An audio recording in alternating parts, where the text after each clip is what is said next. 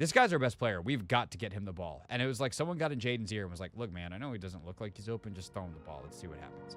And Terry was like, hey, guess what? I'm the best contested catch guy in the whole entire league. I thought that we would start the show today by doing something that we've never done before, which is to revisit an old 1st and 10. Because it's rare. Like, we get rematches, and maybe this is something that if we like it, we can do it next year on the divisional games where we play teams a second time, or when the Commanders play teams a second time. But as we work into this wild card weekend, where the Commanders are going to take on the Buccaneers, the team that they faced in week 1, I thought, what better way to try to go back and remember what we actually talked about week 1 than going back and looking at the notes. And I write out the 1st and 10, so we didn't have to even go like transcribe it or anything. We just go back and look at the list. So I say that's what we do to start the show today. Hey, look, I'm with it, man. And guess what, Craig? We're 3-0 in rematch games. Just saying. Whoa. Look at the stats that Anthony Haney is bringing to the program. Well, let's see what's relevant, because I think there's some stuff that's relevant and some stuff that's going to be not quite as relevant. And in fact, the first one, Anthony, and we can go full effects here. You ready? Number 1. Ooh. The first thing that I wrote down is, because remember, this was a loss. So I go, we're going to need to multitask all year long. We need to be able to evaluate games as they are and in the context of the larger project at hand here. Realistically, this game, not good for both. The stated goal for the short term is to establish a play style, play fast, play physical, communicate well. That wasn't good enough, which is something Dan Quinn would admit. I think looking back, it's not a bad observation. And luckily, like, that's something that we've had to do a little bit less of. We've been able to look at games a little bit more as they are. But I think we've also done a good job of multitasking and saying, like, yeah, no, the receiving talent maybe hurt a little bit here. Or next year when they have a better corner 2 or whatever. Like, a lot of the problems they've had this year have been areas where we say, hey, they'll work on that long term, and that's okay. It's understandable why they have that. But I think the other thing is, like, on the play style front, that was an issue week 1. It basically hasn't been an issue since week 3. I think the offensive line, they want to be a little bit more physical. Defensive line, they probably want to be a little bit more physical as time goes on. But generally speaking, like, they show up, they hit people.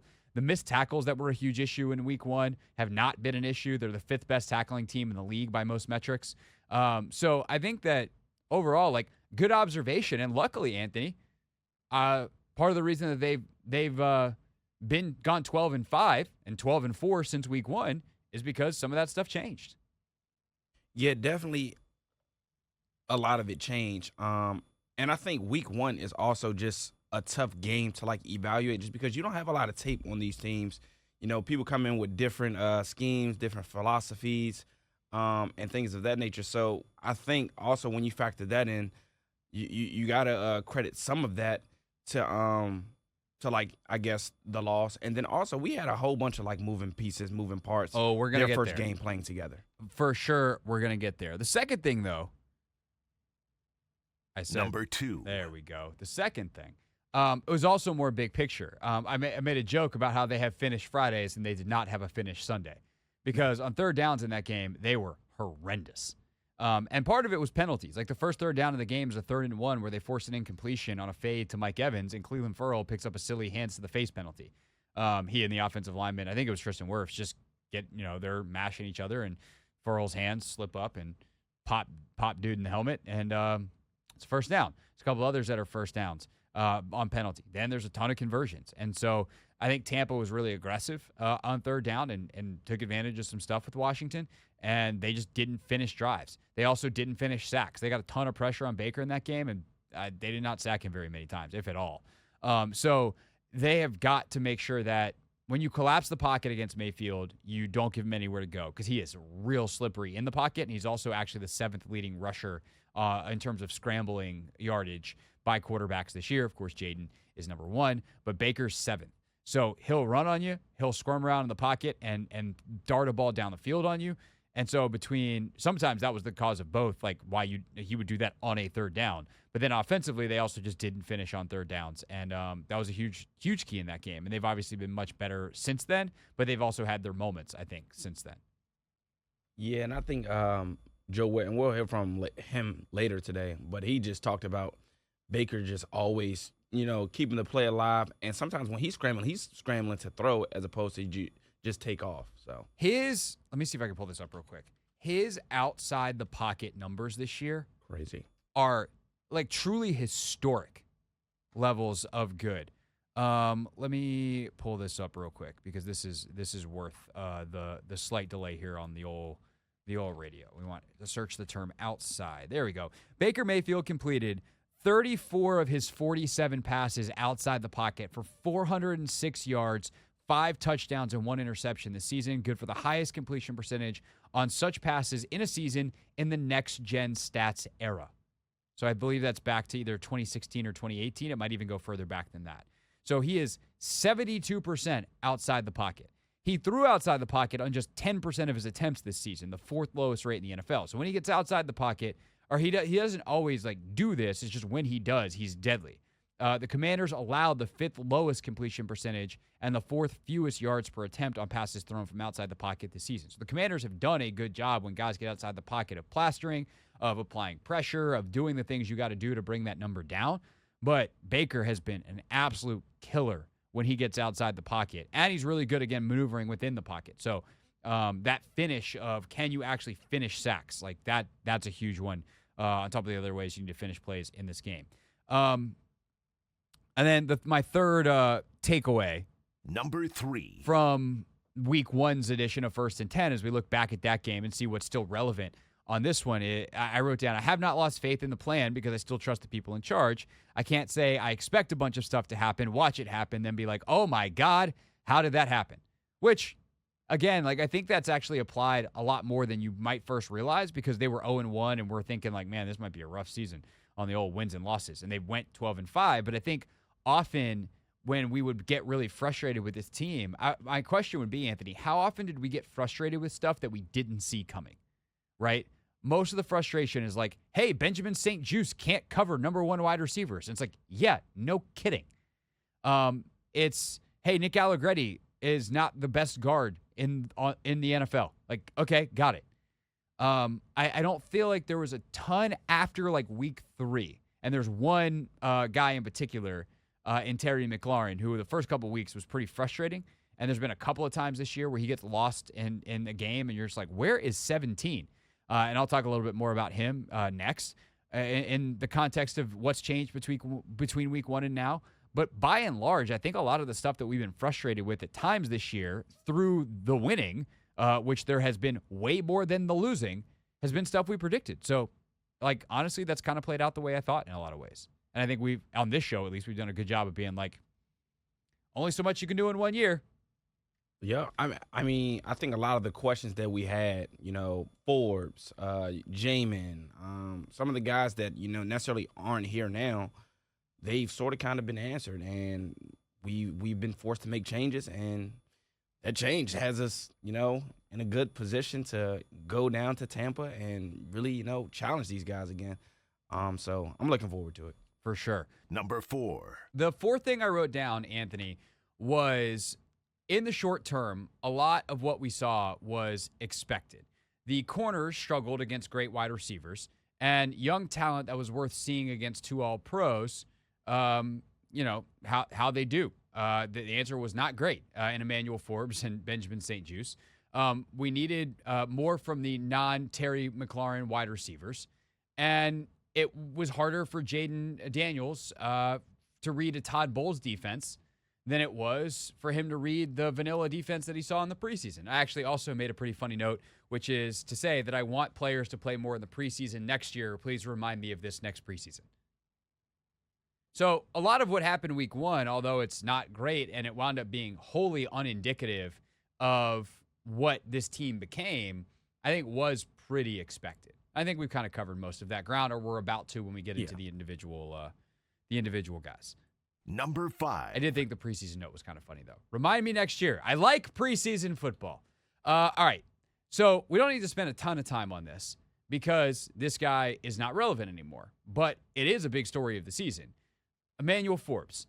I had made a note before he wound up getting benched in this game that he wasn't playing hard enough, that he wasn't as aggressive in tackling, that he wasn't doing the things that they asked him to do, the Dan Quinn play style. And it's why he ultimately got benched, Anthony, and it's why he ultimately got cut. And I think it's important to remember that when we watch this team struggle and feel like they're a corner, if not 2 corners short, I don't want to say they didn't have a choice, but they made the extraordinarily worthwhile and easy to explain calculation that the first round pick from last year was worth seeing if they could coach up. Turns out he wasn't. And then they ultimately trade for Marshawn Lattimore, which is kind of the Forbes replacement. And then we'll see how he does. And they'll obviously try to find another corner, I would think, this offseason, try to kick Mikey back inside. But so much of what the consternation about the cornerback position and them ultimately having to use a resource in a third-round pick and the other pieces involved in that trade to get Marshawn Lattimore come from Emanuel Forbes' failure here in D.C. And, boy, was it on display week 1. Yeah. Just thinking back to, like, the Forbes experience, man, did Ron get that wrong? He got it wrong, man. Well, it's funny because, like, in the comments, maybe we'll get to some of these and never read the comments today. Some people are like, man, after watching Michael Davis, why did they cut Forbes? And I'm like, because he was worse. Like, people just keep wanting to say that the guy that the Commanders put out there is the worst corner they've ever seen. And I'm like, I know it's not good, but, like, y'all your memories are that long, some of you guys. Because the funniest thing is the people who, like, don't have a memory that's 4 centimeters long and respond to those comments and are like, yeah, okay, Davis can't cover. Forbes couldn't cover or tackle. Or, like, hey, BSJ is terrible. It's like Davis can't cover. Like, at least BSJ does some good stuff. It's so funny to watch these people just, like, have a competition to see who can be the most just like the most flagrant in their comments, torching the Commanders' DBs. And unfortunately, those aren't the only people torching the Commanders' DBs, which brings us to Number 6. and BSJ. And a very interesting quote from Dan Quinn after the game. So as a reminder, in this game, BSJ largely played a pretty good game, but in the true BSJ fashion, gave up a couple of really big plays. He gave up 2 touchdowns to Mike Evans on 2 fade routes where he's in fantastic position and the ball just seemingly goes through him and Mike Evans makes a great catch because that's what Mike Evans does is make these big, great contested catches at the catch point. And that's also what Benjamin St-Juste does is give up these great contested catches at the catch point. And that led to this from Dan Quinn. Anthony, you have the bite on your side, yes? This from Dan Quinn in the postgame. Yeah, we just rotated people around, and I think like it comes from a place of competing and knowing how to and knowing when to make the right decisions into those spaces. And so that's what we'll work on. Technique-wise, like usually you ask a player, what'd you see? And if they know how to correct it already, then you're in a good spot. And that was Ben on the first touchdown to Evans. I need to turn the other way. I need to look, okay, you got it. If you ask a player, and I don't know, that's a bigger concern. And so those guys know the things they need to work on, and that's why it did sting. And there's a lot for us to work on. But third downs, Nick, I would say collectively defensive. I wouldn't put it on one versus the other.